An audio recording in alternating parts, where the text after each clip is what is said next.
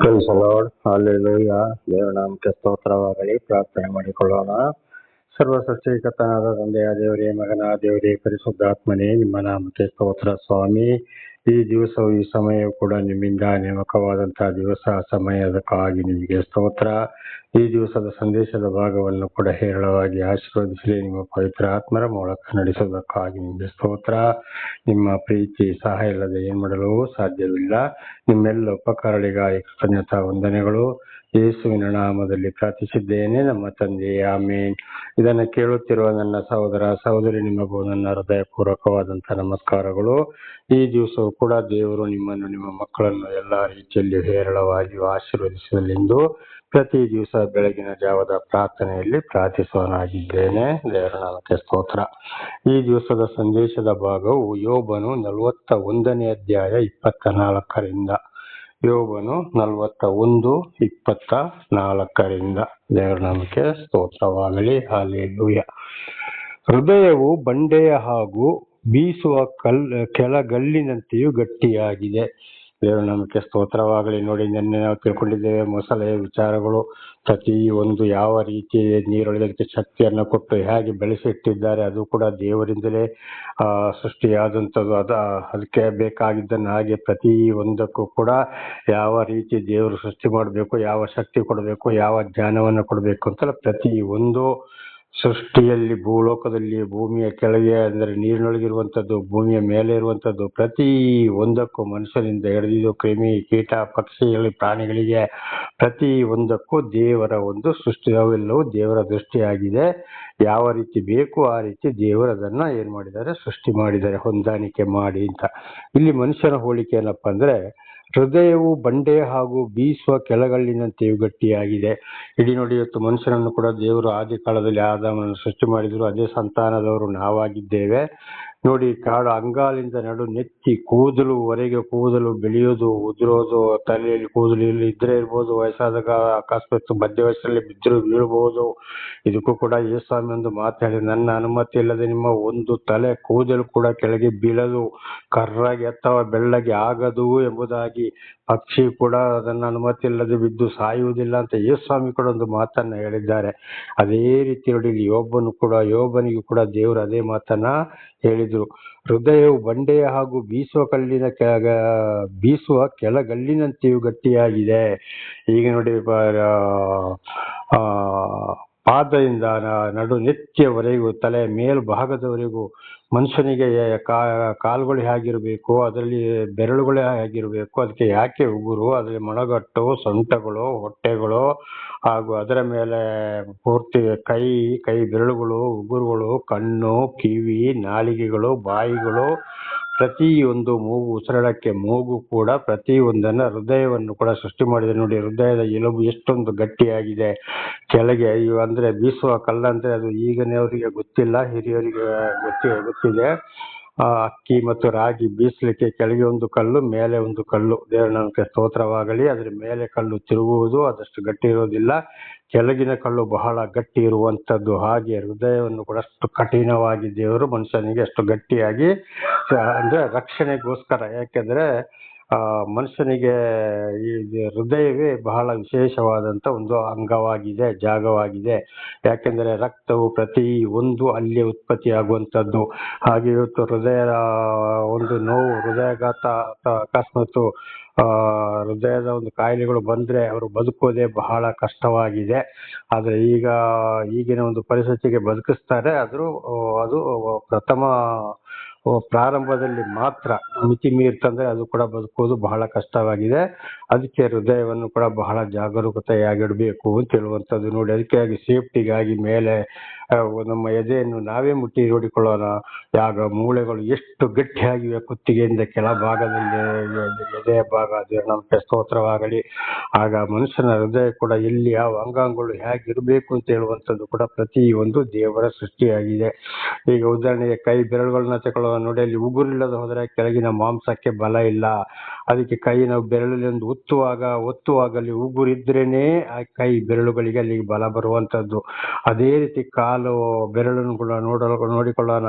ಆ ಕಾಲು ಬೆರಳಿನ ಮೇಲೆ ಉಗುರು ಇಲ್ಲದ ಹೋದರೆ ಆ ಕಾಲು ಬೆರಳುಗಳಿಗೆ ಅಲ್ಲಿ ಬಲ ಇಲ್ಲ.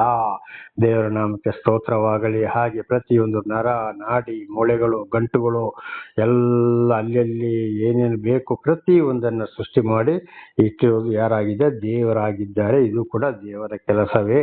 ಹಾಗಿರುವಾಗ ನಾವು ದೇವರ ಮೇಲೆ ಆತುಕೊಂಡಿರ್ಬೇಕು ಹೊರತು ಯಾವುದೇ ರೀತಿಯೂ ಕಷ್ಟ, ಸಂಕಟ, ದುಃಖ ಬಂದಾಗ ನಾವು ಗುಣಗುಟ್ಟಬಾರದು. ಪ್ರತಿಯೊಂದು ದೇವರ ಚಿತ್ತವಾಗಿದೆ.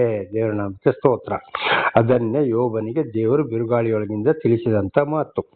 25ನೇ ವಚನ. ಅದು ಎದ್ದರೆ ಶೂರರು ಕೂಡ ಅಂಜಿ ಹೊಡೆತಗಳಿಂದ ಭಯಭ್ರಾಂತರಾಗುವರು. ದೇವರ ನಾಮಕ್ಕೆ ಸ್ತೋತ್ರವಾಗಲಿ. ಅದು ಎದ್ದರೆ ಶೂರರು ಕೂಡ ಅಂಜಿ ಹೊಡೆತಗಳಿಂದ ಭಯಭ್ರಾಂತರಾಗುವರು. ದೇವರು ನೋಡಿ, ಇವತ್ತು ಏನಾಗಿದೆ, ಸರಿಯಾಗಿ ದೇವರು ಮನುಷ್ಯನಿಗೆ ಕೊಟ್ಟಂತ ಒಂದು ಶಕ್ತಿ, ಈಗ ಮೊಸಳೆಗೆ ನೀರಿನೊಳಗೆ ಶಕ್ತಿ ಕೊಟ್ಟ ಹಾಗೆ ಮನುಷ್ಯನಿಗೆ ಕೂಡ ಸರ್ವವನ್ನ ಸೃಷ್ಟಿ ಮಾಡಿ ಇಟ್ಟಿದ್ದಾರೆ. ಅದು ಎದ್ದರೆ ಮನುಷ್ಯನು ಸರಿಯಾಗಿ ಅವರಿಗೆ ಬೇಕಾದ ಶಕ್ತಿ, ಸಾಮರ್ಥ್ಯ ಏನಾಗ್ತದೆ ದೇವರೇ ಕೊಟ್ಟಿದ್ದಾರೆ. ಆವಾಗ ಅವರವರ ಶೌರ್ಯ ಕೃತ್ಯಗಳನ್ನು ತೋರಿಸಿದಾಗ ಅವರ ಎದುರಾಳಿಗಳು ಕೂಡ ಹೆದರಿ ನಡುಗುತ್ತಾರೆ. ಅಂತ ಒಂದು ಶಕ್ತಿಯನ್ನು ಕೂಡ ಇವತ್ತು ದೇವರು ಯಾರಿಗೆ ಎಷ್ಟು ಶಕ್ತಿ ಕೊಡಬೇಕು ಅಂತ ಹೇಳುವಂಥದ್ದನ್ನು ಕೂಡ ಕೊಟ್ಟು ಇಟ್ಟವರಾಗಿದ್ದಾರೆ. ದೇವರ ನಾಮಕ್ಕೆ ಸ್ತೋತ್ರವಾಗಲಿ. 26. ಒಬ್ಬನು ಕತ್ತಿಯೊಡನೆ ಮೇಲೆ ಬಿದ್ದರೂ ಅದಕ್ಕೇನು ಆಗಲಾರದು. ಬಾಣ, ಬರ್ಜಿ, ಈಟಿ ಇವುಗಳು ವ್ಯರ್ಥವೇ. ನೋಡಿ, ದೇವರ ಒಂದು ಆಶೀರ್ವಾದ ಇರುವುದಾದರೆ, ದೇವರ ಒಂದು ವರ ಇರುವುದಾದರೆ, ಒಬ್ಬನು ಕತ್ತಿಯೊಡನೆ ಅವನು ಕೊಲೆ ಮಾಡಲಿಕ್ಕೆ ಬಿದ್ದರೂ ಕೂಡ ಅವನಿಂದ ಏನು ಮಾಡೋಕ್ಕಾಗುವುದಿಲ್ಲ. ಆ ಸಮಯದಲ್ಲಿ ಯಾರು ಕೊಲೆ ಮಾಡ್ಕೊಂಡು ಕತ್ತಿ, ಈಟಿ ಹಿಡ್ಕೊಂಡು ಇರ್ತವೆ, ಅದು ಅವರಿಗೆ ತಿರುಗುಬಾಣವಾಗ್ತದೆ. ಏನು ಮಾಡೋಕ್ಕೂ ಆಗೋದಿಲ್ಲ. ಆ ಸಮಯದಲ್ಲಿ ದೇವರ ದೂತರ ಮುಖಾಂತರ ರಕ್ಷಣೆಯನ್ನು ಕೊಡ್ತಾರೆ. ಕೀರ್ತನೆ 91ರಲ್ಲಿ ಬೈಬಲಲ್ಲಿ ಓದುವುದು ರಕ್ಷಣೆಯ ವಾಗ್ದಾನ. ದೇವರು ಆದುಕೊಂಡವರಿಗೆ ಯಾವ ರೀತಿ ದೂತರ ಮೂಲಕ ದೇವರು ರಕ್ಷಣೆ ಕೊಡ್ತಾರೆ ಅಂತ ಕೀರ್ತನೆ 91 ಓದಿ ನೋಡುವಾಗಲೇ ನಮಗೆ ಸ್ಪಷ್ಟವಾಗಿ ಗೊತ್ತಾಗ್ತದೆ. ದೇವರ ನಾಮಕ್ಕೆ ಸ್ತೋತ್ರ. ಅದರಲ್ಲಿ ಒಂದು ವಾಕ್ಯವಿದೆ, 10,000 ಹೆಣಗಳು ನಿನ್ನ ಬಳಗಡೆ ಬಿದ್ದರೂ ನಿನಗಂತ ಕೇಡು ತಟ್ಟದು ಅಂತೇಳಿ. ಇದಕ್ಕೂ ಒಂದು ಸಾಕ್ಷಿ ಇದೆ. ಮೈಸೂರು ಒಂದು ಕುಟುಂಬದ್ದು. ಅದು ಹೇಳಕ್ ಹೋದ್ರೆ ಬಹಳ ಸಮಯವಿದೆ. ಒಂದ್ಸಲ ಇವರು ಕಾಶಿಗೆ, ಕೇದಾರ್ನಾಥ್ಗೆ ಹೋಗಿದ್ರು. ಅಲ್ಲಿ ಜಲಪ್ರವಾಹ ಬಂದು ಇಡೀ ದೇವಸ್ಥಾನ ಎಲ್ಲ ಜಲಪ್ರಳಯ ಮುಚ್ಚಿಕೊಂಡು ಹೋಯಿತು. ಎಷ್ಟೋ ಹೆಣಗಳ ರಾಶಿ. ಇವರು ಒಂದು ಕುಟುಂಬದವರು, ಗಂಡ, ಹೆಂಡತಿ, ಮಕ್ಕಳು ಅಂತೇಳಿ ಸೇರಿ 6 ಜನ ಇದ್ದಾರೆ. ಇವರು ಅಲ್ಲಿಂದ ಜಲಪ್ರಳಯ ಬರ್ತಾ ಇದೆ. ಇವರು ಹಾಗೆ ಏನ್ ಮಾಡ್ತಾ ಇದ್ದಾರೆ, ಓಡಿ ಬರ್ತಾ ಇದ್ದಾರೆ. ಹಿಂದಿನಿಂದ ನೀರು ಬರ್ತಾ ಇದೆ. ಹೆಣಗಳ ಮಧ್ಯೆ ಇವರು ದಾಟಿಕೊಂಡು ಬಂದಿದ್ದಾರೆ. ದೇವರ ನಾಮಕ್ಕೆ ಸ್ತೋತ್ರ. ಆಗ ಅವರ ಬಾಯಲ್ಲಿ ಬಂದಿದ್ದು ನಾರಾಯಣ ನಾರಾಯಣ ನಾರಾಯಣ ಎಂಬ ಒಂದು ಸ್ತೋತ್ರ. ನಾರಾಯಣ ಅಂದ್ರೆ ಏನು? ಸತ್ಯನಾರಾಯಣ. ಸತ್ಯ ಅಂದ್ರೆ ವಾಕ್ಯ, ವಾಕ್ಯ ಅಂದ್ರೆ ದೇವರ ಮಾತು, ಸತ್ಯವಾದ ಮಾತು. ಅದರಲ್ಲಿ ಸುಳ್ಳೇ ಇಲ್ಲ. ಸರ್ವ ಸೃಷ್ಟಿಕರ್ತನಾದ ದೇವರ ಮಾತು ಅಂದ್ರೆ ಹಿಂದೂ ಗ್ರಂಥ ಇರ್ಬೋದು, ಬೈಬಲ್ ಇರ್ಬೋದು, ಕುರಾನ್ ಇರ್ಬೋದು, ದೇವರೆಲ್ಲ ಒಬ್ಬನೇ. ಅದನ್ನು ಹಿಂದೆ ನಾವು ಬಹಳ ಸಲ ತಿಳ್ಕೊಂಡಿದ್ದೇವೆ. ಸತ್ಯ ಅಂದ್ರೆ ವಾಕ್ಯ, ನಾರ ಅಂದ್ರೆ ನೀರು, ಆಯನ ಅಂದ್ರೆ ನೀರಿನ ಮೇಲೆ ವಾಸ ಮಾಡುವವನು ಅಂತ ಇದರ ಅರ್ಥ. ಆದಿಕಾಂಡ ಬೈಬಲಲ್ಲಿ ನೋಡುವಾಗ ಆದಿಕಾಂಡ 1ನೇ ಅಧ್ಯಾಯ 1ನೇ ವಚನ ಮತ್ತು 2ನೇ ವಚನವನ್ನು ನೋಡುವಾಗ ದೇವರ ಆತ್ಮವು ಜಲರಾಶಿಯ ಮೇಲೆ ಚಲಿಸುತ್ತಿತ್ತು. ಎಲ್ಲಿ? ಆಕಾಶದ ಮೇಲೆ ಈಗಲೂ ನೀರಿದೆ, ಅಲ್ಲಿ ಆಗಿದೆ ದೇವರ ಸಿಂಹಾಸನ. ಹಾಗೆ ಬೈಬಲಲ್ಲಿ ಮತ್ತಾಯ 14ನೇ ಅಧ್ಯಾಯ 26ನೇ ವಚನ ನೋಡುವಾಗ ಬೆಳಗಿನ ಜಾವದಲ್ಲಿ ದೇವರು ಸಮುದ್ರದ ಮೇಲೆ ನಡೆಯುತ್ತಾ ಹೋದರು. ದೇವರ ನಾಮಕ್ಕೆ ಸ್ತೋತ್ರವಾಗಲಿ. ಪುರಾಣಗಳಲ್ಲಿ ಮತ್ತು ನಮ್ಮ ವೇದಗಳಲ್ಲಿ ಹೀಗೆ ನೋಡುವಾಗ ವಿಷ್ಣು ಆಕಾಶದ ಮೇಲೆ ಜಲರಾಶಿಯ ಮೇಲೆ ಸಿಂಹಾಸನ ರೂಢನಾಗಿದ್ದಾನೆ ಅಂತೇಳಿ ಅಲ್ಲಿ ಮಹಾವಿಷ್ಣು ಅಲ್ಲಿ ಅದರಲ್ಲಿ ನಾವು ಓದಬಹುದು. ಹಾಗೆ ದೇವರ ನಾಮಕ್ಕೆ ಸ್ತೋತ್ರವಾಗಲಿ. ಹಲ್ಲೆಲೂಯಾ. ಹಾಗೆ ಅಲ್ಲಿ ಏನಾಗ್ತದೆ ಅಂದ್ರೆ, ಇವರು ಇರುವುದು 10,000 ಹೆಣಗಳು ನಿನ್ನ ಬಳಗಡೆ ಬಿದ್ದರೂ ಒಂದು ಕೇಡು ಕೂಡ ತಟ್ಟದು. ಇವರ ಹೆಣಗಳ ಮಧ್ಯೆ ಗಂಡ, ಹೆಂಡತಿ, ಮಕ್ಕಳು ಅಲ್ಲಿಗೆ ದಾಟಿಕೊಂಡು ಬರ್ತಾ ಇರುವಾಗ ಹಿಂದಿನಿಂದ ಪ್ರವಾಹ ಬರ್ತಾ ಇದೆ. ನಾರಾಯಣ ನಾರಾಯಣ ನಾರಾಯಣ ಅಂತೇಳಿ ಅದನ್ನು ಏನೇ ಮೇಲೆ ನಡೆದಾಡಿದ ದೇವರೇ ನಿನಗೆ ಸ್ತೋತ್ರ ಅಂತ ಆ ಒಂದು ಸ್ತೋತ್ರ ಅವರನ್ನು ರಕ್ಷಣೆ ಕೊಟ್ಟು. ದೇವರ ನಾಮಕ್ಕೆ ಸ್ತೋತ್ರ. ಹಾಗೆ ಇವತ್ತು ಬೈಬಲ್ ನೋಡುವಾಗ ಯೆಹೋವ, ಸರ್ವೇಶ್ವರ, ಪರಮೇಶ್ವರ, ಭಗವಂತ, ಪರಮಾತ್ಮ, ಯೇಸುವೇ ಅಂತ ಹೇಳುವಂತ, ಶ್ರೀನಿವಾಸ್ ಅಂತ ಹೇಳುವಂಥದ್ದು ಕೂಡ ಬೈಬಲಲ್ಲಿ ಇದೆ. ಆ ನಾಮದಲ್ಲಿ ರಕ್ಷಣೆ ಇದೆ. ಹಿಂದೂ ಗ್ರಂಥಗಳನ್ನ ನೋಡುವಾಗ ಸರ್ವೇಶ್ವರ, ಪರಮೇಶ್ವರ, ಶ್ರೀಮನ್ ನಾರಾಯಣ, ಭಗವಂತ, ಪರಮಾತ್ಮ, ಶ್ರೀನಿವಾಸ ಅಂತ ಹೇಳುವಂಥದ್ರಲ್ಲಿ ಕೂಡ ಸಾಕ್ಷಾತ್ ಪರಬ್ರಹ್ಮ ಶ್ರೀಕೃಷ್ಣ ಪರಮಾತ್ಮ ಅಂತ ಹೇಳುವುದರಲ್ಲಿ ನಾಮ ಇದೆ. ನಮಗೆಲ್ಲಿ ರಕ್ಷಣೆ ಇದೆ. ಆದ್ರೆ ಕುರಾನಲ್ಲಿ ನೋಡುವಾಗ ಅಲ್ಲಾಹ್ ಅಕ್ಬರ್ ಅಂತ ಹೇಳಿದಾಗ ಅಲ್ಲಿ ಕೂಡ ರಕ್ಷಣೆ ಇದೆ. ದೇವರಿಗೆ ಸ್ತೋತ್ರವಾಗಲಿ. ಹಾಗೆ ಇವತ್ತು ಏನ್ ಮಾಡ್ತಾ ಇದೆ, ನಮ್ಮ ವಿರೋಧಿಗಳು ಕೊಲೆ ಮಾಡಬೇಕು ಅಂತ ಬಂದರು, ಕತ್ತಿಯೊಡನೆ ಈಟಿಯೊಡನೆ ಬಿದ್ದರು, ಇವೆಲ್ಲವೂ ವ್ಯರ್ಥವಾಗಿದೆ. ದೇವರ ನಾಮಕ್ಕೆ ಸ್ತೋತ್ರವಾಗಲಿ. ದೇವರೊಂದು ರಕ್ಷಣೆ ನಮಗಿದ್ರೆ ಯಾರಿಂದ ಏನ್ ಮಾಡಲು ಸಾಧ್ಯವಿಲ್ಲ. ಬದಲಾಗಿ ಯಾರು ಈಟಿ ವ್ಯರ್ಥ ತಗೊಂಡು ಬರ್ತಾರೋ ಅದುವೇ ಅವರಿಗೆ ಹಿಂದೆ ತಿರುಗುತ್ತದೆ. ದೇವರ ನಾಮಕ್ಕೆ ಸ್ತೋತ್ರವಾಗಲಿ. ಇದು ನನ್ನ ಜೀವಿತದಲ್ಲಿ ಕೂಡ ನನ್ನನ್ನು ಕೊಲೆ ಮಾಡಬೇಕು, ಹೊಳೆಗೆ ಹಾಕಬೇಕು, ಚೀಲದಲ್ಲಿ ಕಟ್ಟಿ ಪಾರ್ಸಲ್ ಮಾಡಿಬಿಡಬೇಕು ಅಂತ ಹೇಳಿಕೊಂಡಿದ್ದವರು ಕೂಡ ಈಗ ನನ್ನಿಂದ ಸಣ್ಣ ಪ್ರಾಯದವರು ಈ ಲೋಕವನ್ನೇ ಬಿಟ್ಟು ಹೋಗಿದ್ದಾರೆ. ದೇವರ ನಾಮಕ್ಕೆ ಸ್ತೋತ್ರ. ಎಷ್ಟೋ ರೀತಿಯ ಅಪಾಯದಿಂದ ನನ್ನ ತಪ್ಪಿಸಿದ್ದಾರೆ, ಕೊಲೆ ಆಗುವನ್ನು ತಪ್ಪಿಸಿದ್ದಾರೆ, ಕಾಡು ಪ್ರಾಣಿಗಳಿಂದಲೂ ತಪ್ಪಿಸಿದ್ದಾರೆ, ಅಪಘಾತಗಳಿಂದಲೂ ತಪ್ಪಿಸಿದ್ದಾರೆ. ದೇವರ ನಾಮಕ್ಕೆ ಸ್ತೋತ್ರ. ಇದು ಯಾರಿಂದ, ನನ್ನ ತಂದೆ ಅಂತೂ ಇಲ್ಲ, ತಾಯಿಯಿಂದ, ಹೆಂಡತಿ ಮಕ್ಕಳಿಂದ, ಬಂಧು ಬಳಗದವರಿಂದ ಆಯ್ತೋ ಇಲ್ಲ. ರಕ್ಷಣೆ ಯಾರಿಂದ ಬಂತು? ದೇವರಿಂದ ಬಂತು. ದೇವರ ನಾಮಕ್ಕೆ ಸ್ತೋತ್ರ. ಅದನ್ನೇ ಇಲ್ಲಿ ಯೋಬನಿಗೆ ದೇವರು ಹೇಳಿದ್ದು. ಆಗ ನಮಗೆ ಎಂತ ಕಷ್ಟ ಸಂಕಟ ದುಃಖ ಬಂದ್ರು ಯೋಬನು ಯಾವ ರೀತಿ ಭರವಸೆ ಇಟ್ಟ ದೇವರ ಮೇಲೆ, ಅದೇ ಭರವಸೆ ನಾವು ಕೂಡ ಇಡಬೇಕಾಗಿದೆ. ಆದ್ರೆ ಯೋಬನ ಮೇಲೆ ಸ್ವಲ್ಪ ಬೇಜಾರವಾಯ್ತು. ಯಾಕೆಪ್ಪ ನಿನ್ನನ್ನು ನೀನೇ ತಪ್ಪಿಸಿಕೊಂಡಿದ್ದೀಯಾ ಅಂತ ದೇವರು ಯೋಬನಿಗೊಂದು ಪ್ರಶ್ನೆಯನ್ನ ಮಾಡಿದ್ರು. ಆದ್ರೆ ಅದು ಯೋಬನಿಗೆ ಸರಿಯಾದ ಅನುಭವ ಇರಲಿಲ್ಲ ದೇವರ ಬಗ್ಗೆ. ಆಮೇಲೆ ಅರ್ಥ ಆಯಿತು. ಇದು ನಮ್ಮ ಜೀವಿತಕ್ಕೂ ಕೂಡ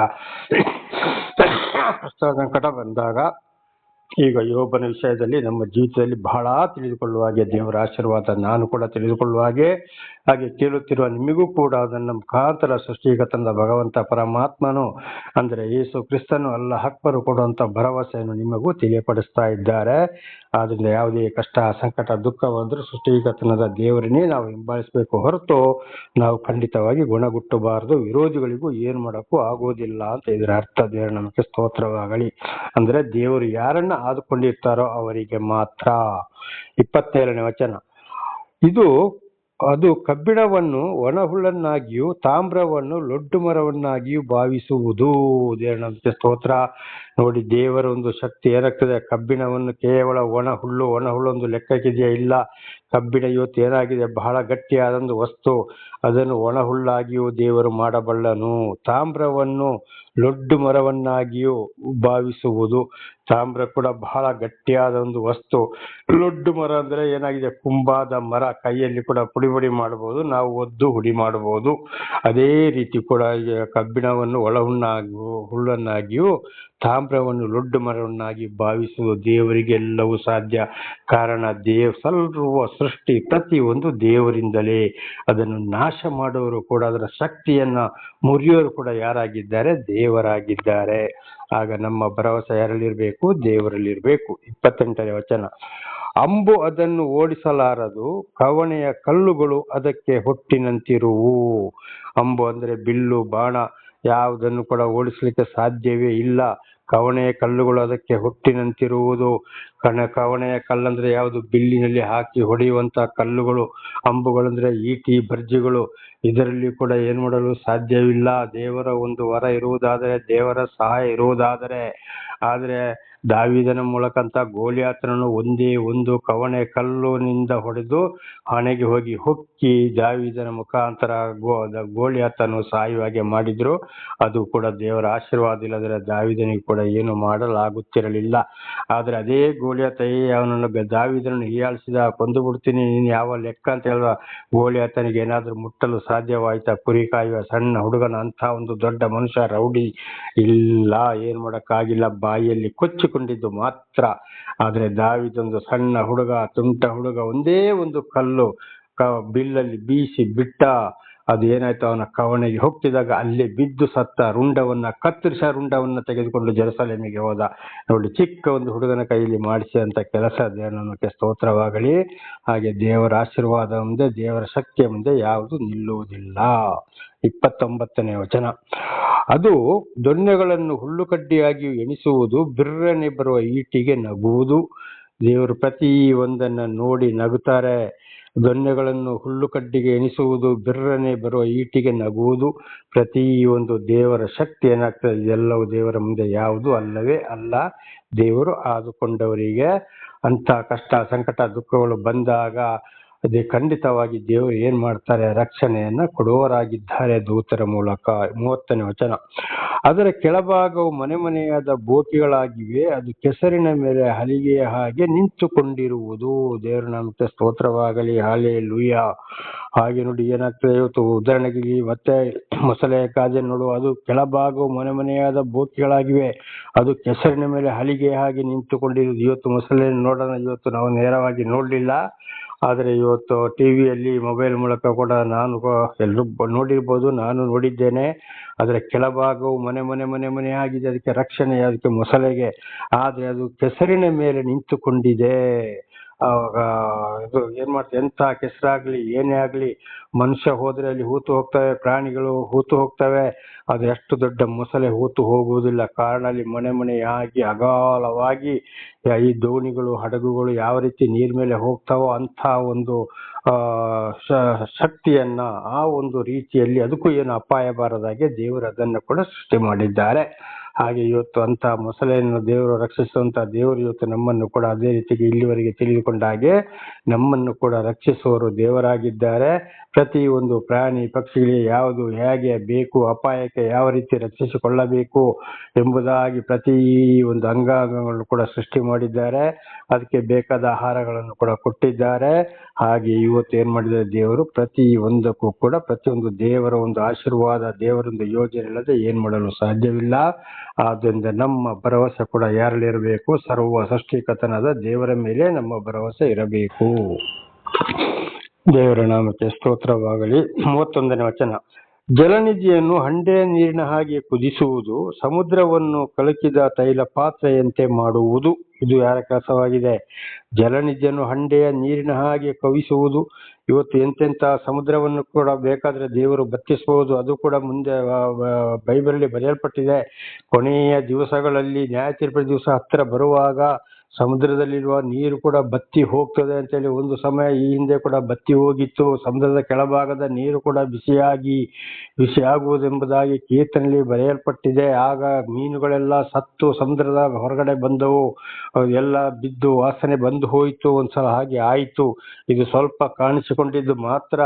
ಮುಂದೆ ಕೂಡ ಅಂತಿಮ ದಿವಸಗಳಲ್ಲಿ ಸಮುದ್ರದ ನೀರನ್ನು ಕೂಡ ಒದಗಿಸ್ತಾರೆ.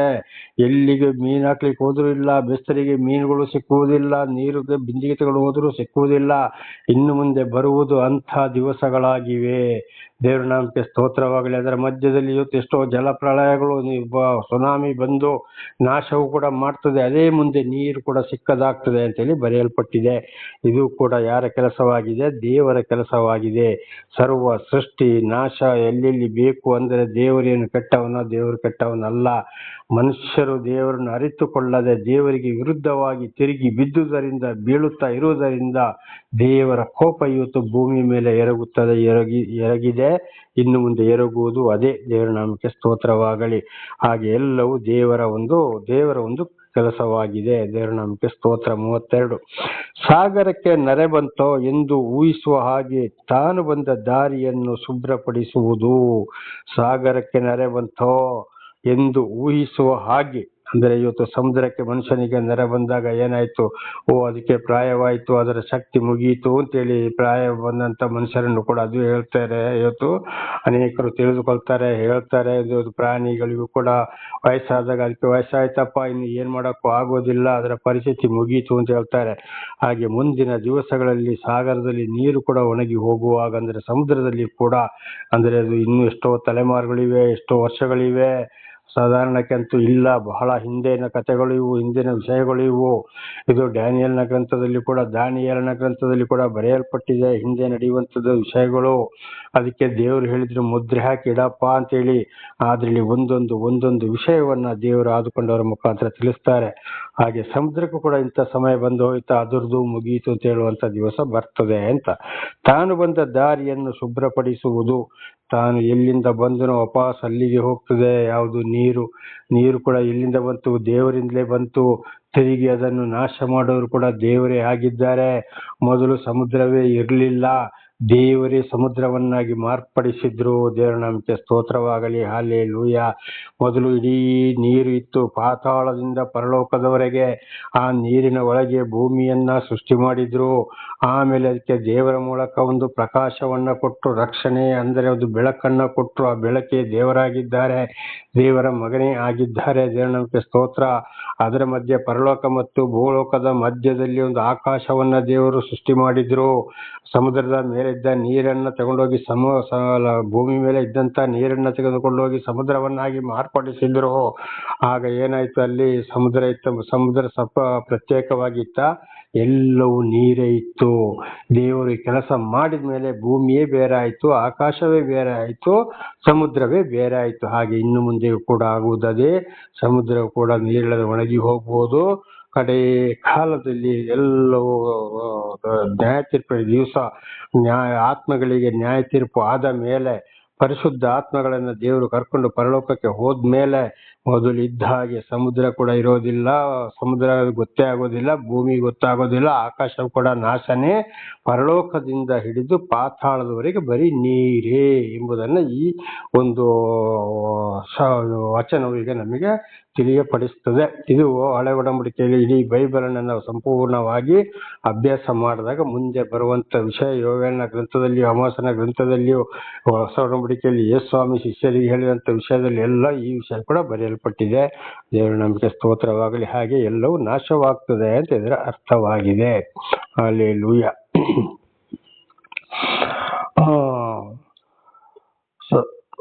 33ನೇ ವಚನ. ಇದಕ್ಕೆ ಸಮಾನವಾದದ್ದು ಭೂಲೋಕದಲ್ಲಿ ಎಲ್ಲಿಯೂ ಸಿಕ್ಕುವುದಿಲ್ಲ, ಭಯವಿಲ್ಲದಾಗಿ ಸೃಷ್ಟಿಸಲ್ಪಟ್ಟಿದೆ. ದೇವರ ನಾಮಕ್ಕೆ ಸ್ತೋತ್ರವಾಗಲಿ. ಈಗ ನೋಡಿ ಏನಾಗಿದೆ, ಸಾಗರದ ನೆರೆ ಅಂದ್ರೆ ಸಮುದ್ರ ಅಂತ ಒಂದು ಸೃಷ್ಟಿ ಭೂಲೋಕದಲ್ಲಿ ಎಲ್ಲವೂ ಏನಾದರೂ ಸೃಷ್ಟಿಸಲ್ಪಟ್ಟಿದೆ? ಇಲ್ಲ. ಸೃಷ್ಟಿಯಲ್ಲಿ ದೊಡ್ಡ ಸೃಷ್ಟಿಯೇ ದೇವರು ಏನ್ ಮಾಡಿದ್ದಾರೆ, ಭೂಮಿಯ ಮೇಲೆ ಇದ್ದಂತ ನೀರನ್ನ ತೆಗೆದುಕೊಂಡು ಸಮುದ್ರವನ್ನಾಗಿ, ಸಾಗರವನ್ನಾಗಿ ಮಾರ್ಪಡಿಸಿದ್ರು. ಭಯವಿಲ್ಲದ ಹಾಗೆ ಸೃಷ್ಟಿಸಲ್ಪಟ್ಟಿದೆ. ಇವತ್ತು ಭೂಮಿಯ ಮೇಲೆ ಎಲ್ಲದಕ್ಕೂ ಭಯವಿದೆ, ಭೂಮಿಯ ಮೇಲೆ ಹಾರಾಡೋದಕ್ಕೂ ಭಯವಿದೆ, ಪ್ರತಿಯೊಂದಕ್ಕೂ ಭಯವಿದೆ. ಆದರೆ ನೀರಿಗೆ ಭಯವಿದೆಯಾ? ನನ್ನನ್ನು ಹೊಡಿತಾರೆ, ಬಡಿತಾರೆ, ನನ್ನನ್ನು ಕೊಲ್ತಾರೆ, ನನಗೆ ನೋವಾಗ್ತದೆ, ನಾನು ಸಾಯ್ತೇನೆ ಅಂತ ಭಯ ಇದೆಯಾ? ಇವತ್ತು ಭಯ, ದೇವರು ಸೃಷ್ಟಿ ಮಾಡಿದ ವಸ್ತುಗಳಲ್ಲಿ ಭಯ ಇಲ್ಲದಿರುವುದು ಯಾವುದಾಗಿದೆ? ಖಂಡಿತವಾಗಿ ನೀರಾಗಿದೆ. ಇವತ್ತು ಬಂಡೆಯನ್ನು ಕೂಡ ಏನ್ ಮಾಡ್ತಾರೆ, ಕಲ್ಲು ಹೊಡೆಯುವರು, ಅದಕ್ಕೆ ತೋಟ ಹಾಕಿ ಅದಕ್ಕೆ ಡೈನಮೆಂಟ್ ಇಟ್ಟು ಪುಡಿ ಪುಡಿ ಪುಡಿ ಪುಡಿ ಮಾಡ್ತಾರೆ ಅಂತ. ಆ ರೀತಿಯಲ್ಲಿ ಇವತ್ತು ಎಂತೆಂಥದನ್ನು ಬಗ್ಗಿಸಿಬಿಡ್ತಾರೆ, ಅದು ಚೂರು ಚೂರಾಗಿ ಹೋಗ್ತದೆ. ಆದ್ರೆ ನೀರಿಗೆ ತೋಟ ಹಾಕಿದ್ರೆ ಅದು ಚೂರಾಗ್ತದ, ಒಡೆದು ಹೋಗ್ತದ. ಅದಕ್ಕೆ ಭಯವಿದೆಯಾ? ನೀನು ಎಷ್ಟು ಬೇಕಾದ್ರೂ ತೋಟ ಹಾಕು, ಎಷ್ಟು ಬೇಕಾದ್ರೂ ಬಾಂಬ್ ಹಾಕು, ಏನು ಬೇಕಾದ್ರೂ ಹಾಕು, ಅದಕ್ಕೆ ಭಯವೇ ಇಲ್ಲ. ಆಗ ಅದು ಯಾರ ಸೃಷ್ಟಿಯಾಗಿದೆ? ದೇವರ ಸೃಷ್ಟಿಯಾಗಿದೆ. ಆಗ ಎಲ್ಲದಕ್ಕೂ ಮಿಗಿಲಾದವರು ಯಾರಾಗಿದ್ದಾರೆ? ಸರ್ವ ಸೃಷ್ಟಿಕರ್ತನ ದೇವರಾಗಿದ್ದಾರೆ. ಅದೇ ದೇವರು ಇವತ್ತು ನಮ್ಮನ್ನು ಕೂಡ ಸೃಷ್ಟಿ ಮಾಡಿದ್ದು. ಹಾಗೆ ನಮ್ಮ ರಕ್ಷಣೆ ಕೂಡ ಯಾರಿಂದ? ದೇವರಿಂದ. ಆದ್ರಿಂದ ಯಾವುದೇ ಕಷ್ಟ, ಸಂಕಟ, ದುಃಖ ಬಂದರೂ ನಾವು ಏನ್ ನೋಡ್ಬೇಕು? ದೇವರಲ್ಲೇ ಭರವಸೆ ಇಡಬೇಕು. ಯೋಬ ಭರವಸೆ ಇಟ್ಟ ಹಾಗೆ, ಆದರೆ ಯೋಬ ಗುಣಗುಟ್ಟಿದಾಗೆ ನಾವು ಗುಣಗುಟ್ಟಬಾರದು. ಯಾಕೆಂದ್ರೆ ಯೋಬ ಗುಣಗುಟ್ಟಿದ್ದು ದೇವರ ಮೇಲೆ ಸರಿಯಾದ ತಿಳುವಳಿಕೆ ಇಲ್ಲದ್ದರಿಂದ ಯೋಬ ಗುಣಗುಟ್ಟಿದ. ಆದ್ರೆ ನಾವು ಕೂಡ ಒಂದೊಂದು ಟೈಮಲ್ಲಿ ಹೀಗೆ ನಾನು ಕೂಡ ಗುಣಗುಟ್ಟಿದ್ದೇನೆ, ಏನೇನೋ ಯೋಚನೆ ಮಾಡಿದ್ದೇನೆ. ಆದ್ರೆ ಮತ್ತೆ ಮತ್ತೆ ಬರ್ತಾ ಬರ್ತಾ ಬರ್ತಾ ದೇವರ ವಾಕ್ಯಗಳನ್ನ ಓದಿ ತಿಳಿದುಕೊಳ್ಳುತ್ತಾ ಹೊತ್ತಿಗೆ ಗುಣಗುಟ್ಟೋದು ಮಾಡೋದು ತಪ್ಪು. ಪ್ರತಿಯೊಂದು ಇದು ದೇವರಿಂದಲೇ ಎಂಬಂಥದ್ದು. ಈಗ ಉದಾಹರಣೆಗೆ, ನಾನು ನನ್ನ ಸಂಸಾರದಿಂದಲೇ ದೂರ ಆದೆ, ನಾನು ನನ್ನ ತಾಯಿ ಅಲ್ಲೇ ದೇವರೊಂದು ಸನ್ನಿಧಿಯಲ್ಲಿ ಮೃತಪಟ್ಟರು, ಅಲ್ಲಿ ಸಮಾಧಿ ಆದ್ರು. ದೇವರು ಇವತ್ತು ನಾನು ಎಲ್ಲೆಲ್ಲಿಯೋ ನಡೆಸಿದ್ರು, ಸಾಕ್ಷಿಗಾಗಿ, ಸುವಾರ್ತೆಗಾಗಿ. ಆದ್ರೆ ಒಂದು 12 ವರ್ಷದಿಂದ ಒಂದೇ ಕಡೆ ಈಗ ದೇವರು ನನ್ನನ್ನು ನಿಲ್ಲಿಸಿದ್ದಾರೆ. ಕಡೆಗೆ ಎಲ್ಲಾ ವಚನಗಳನ್ನ ಓದಿಕೊಂಡು ಬರ್ತಾ ದೇವರೇ ನನ್ನನ್ನು ಸಂಸಾರದಿಂದ ಬಿಡುಗಡೆ ಮಾಡಿದ್ರು. ಯಾಕೆ ಬಿಡುಗಡೆ ಮಾಡಿದ್ರು? ಯಾಕೆ?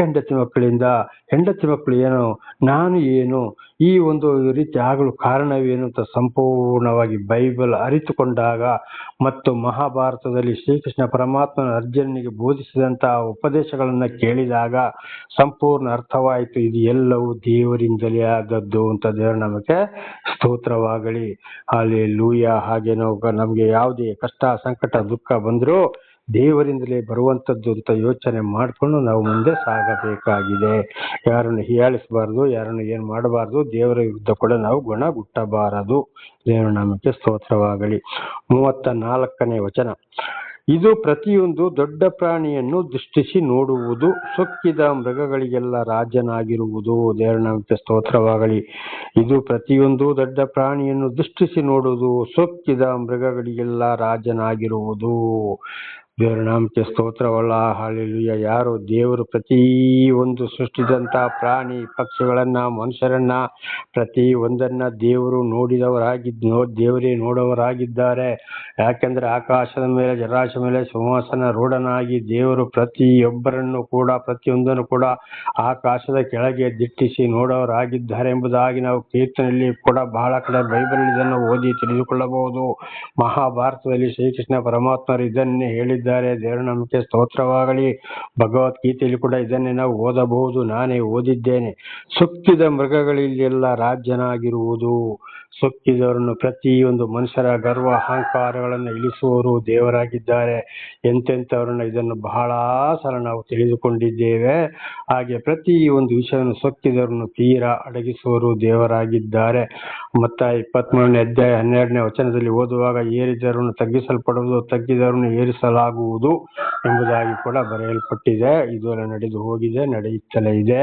ಹಾಗೆ ಇದೆಲ್ಲವನ್ನ ತಿಳಿದುಕೊಳ್ಳಕ್ಕೆ ದೇವರು ಆರಿಸಿಕೊಂಡು ವಿಶೇಷವಾದ ಜ್ಞಾನವನ್ನು ಯಾರಿಗೆ ಕೊಟ್ಟಿದ್ದಾರೋ, ಯಾರಿಗೆ ತಿಳಿಪಡಿಸಬೇಕೋ ಅವರು ಮಾತ್ರ ಇದನ್ನು ತಿಳಿದುಕೊಳ್ಳಲು ಸಾಧ್ಯ. ಅನೇಕರು ಇವತ್ತು ನಾವು ದೇವರ ಮನವರು, ನಾವಂತ ಸೇವಕರು, ನಾವಿಂಥ ಸೇವಕರು, ನಾನಿಂಥವನು ಅಂತ ಹೇಳಿಕೊಂಡು ಬೇಕಾದಷ್ಟು ಉಪದೇಶ ಮಾಡಬಹುದು, ಎಷ್ಟೋ ಭಾಷೆ ಮಾಡಬಹುದು, ಎಂತೆಂಥ ಕಲರ್ ಬಟ್ಟೆಗಳನ್ನು ಹಾಕಿಕೊಳ್ಳಬಹುದು, ವಿಭೂತಿಗಳನ್ನು ಉಜ್ಜಿಕೊಳ್ಳಬಹುದು, ರುದ್ರಾಕ್ಷ ಮಾಲೆಯನ್ನು ಹಾಕಿಕೊಳ್ಳಬಹುದು, ಎಂತೆಂಥವರು ಆಗಿರ್ಬೋದು, ಎಂತೆಂಥ ಹೋಮ ಹಾಕ್ಬೋದು, ಎಂತೆಂಥ ಪೂಜೆ ಪುಸ್ಕಾರ ಮಾಡಬಹುದು. ಖಂಡಿತವಾಗಿ ವಿಶೇಷವಾದ ಜ್ಞಾನ ಇಲ್ಲ. ಇದೆಲ್ಲ ಒಂದು ನಾಟಕ. ದೇವರ ಹೆಸರು ಹೇಳಿಕೊಂಡು ಅವರ ಹೆಂಡತಿ ಮಕ್ಕಳು, ಅವರ ಸಂಸಾರ ಜೀವನ, ಐಶ್ವರ್ಯ ಜೀವನ ಮಾಡಲಿಕ್ಕೆ ಒಂದು ನಾಟಕ ಮಾಡಿ ಏನೇನೋ ಜನಗಳನ್ನ ಹೇಳಿ ಸರಿಯಾಗಿ ಜ್ಞಾನ ಇಲ್ಲದನ್ನ ವಂಚಿಸಿ ಇವರು ಜೀವನ ಮಾಡೋರಾಗಿದ್ದಾರೆ. ಆದರೆ ದೇವರು ಯಾರನ್ನು ಕರೆದಿದ್ದಾರೋ, ಯಾರನ್ನು ಆರಿಸಿಕೊಂಡಿದ್ದಾರೋ ಅವರಿಗೆ ವಿಶೇಷವಾದ ಜ್ಞಾನವನ್ನ ಕೊಟ್ಟು ಅವರು ಎಲ್ಲವನ್ನ ತಿಳಿದುಕೊಳ್ಳುವಂತೆ ದೇವರು ಮಾಡಿದ್ದಾರೆ. ಹಾಗೆ ಇವತ್ತು ಅದೇ ರೀತಿ ಒಂದು ಆಶೀರ್ವಾದ ನನ್ನ ಮೇಲೆ ಕೂಡ ದೇವರದ್ದು ಇದೆ. ಒಂದು ಸಮಯದಲ್ಲಿ ದೇವರಿಗೆ ವಿರುದ್ಧವಾದ ನನ್ನನ್ನು ಆರಿಸಿಕೊಂಡು ಬಹಳ ಕಷ್ಟ, ಸಂಕಟ, ದುಃಖಗಳಿಗೆ ಆಗಲೇ ನನಗೆ ಶಿಕ್ಷೆಯನ್ನು ಕೊಟ್ಟು ಬಗ್ಗಿಸಿ ಆಮೇಲೆ ದೇವರಿಂದ ನನ್ನ ಹೆಸರಿಡಿದು ಕರೆದು ಖಂಡಿತವಾಗಿ 31ನೇ ವರ್ಷ ಜೀವಿತದಲ್ಲಿ ಸಂಪೂರ್ಣವಾಗಿ ದೇವರು ತಿಳಿಯಪಡಿಸಿದ್ರು. ಈಗಲೂ ಪಡಿಸ್ತಾ ಇರುವುದಕ್ಕಾಗಿ ದೇವರಿಗೆ ಸ್ತೋತ್ರ. ಹಾಗೆ ಎಲ್ಲವನ್ನು ತಿಳಿದುಕೊಳ್ಳುವಂತ ಸಮಯ ದೇವರ ನಾಮಕ್ಕೆ ಸ್ತೋತ್ರವಾಗಲಿ. ಹಾಗೆ ದೇವರಿಂದ ಜ್ಞಾನ ಬರುವುದು ದೇವರು ಆದುಕೊಂಡವರಿಗೆ ಮಾತ್ರ. ಅವರು ಮಾತ್ರ ತಿಳಿದುಕೊಳ್ಳಲು ಸಾಧ್ಯ, ಅವರು ಮಾತ್ರ ಸತ್ಯವನ್ನು ತಿಳಿಸಲು ಸಾಧ್ಯವಾಗಿದೆ. ದೇವರ ನಾಮಕ್ಕೆ ಸ್ತೋತ್ರವಾಗಲಿ. ಇಲ್ಲಿಗೆ ಯೋಬನು 41ನೇ ಅಧ್ಯಾಯ ಮುಕ್ತಾಯವಾಯಿತು. ಇನ್ನೀಗ 42ನೇ ಅಧ್ಯಾಯ, ಅಂದರೆ ಯೋಬನ ಅಧ್ಯಾಯದಲ್ಲಿ ಒಟ್ಟು 42 ಅಧ್ಯಾಯ. ಈಗ ಕೊನೆಯ ಅಧ್ಯಾಯಕ್ಕೆ ನಾವು ತಲುಪಿದ್ದೇವೆ. ದೇವರ ನಾಮಕ್ಕೆ ಸ್ತೋತ್ರ. 42:1. ಆಗ ಯೋಬನು ಯೆಹೋವನಿಗೆ ಪ್ರತ್ಯುತ್ತರವಾಗಿ ಹೀಗೆಂದನು.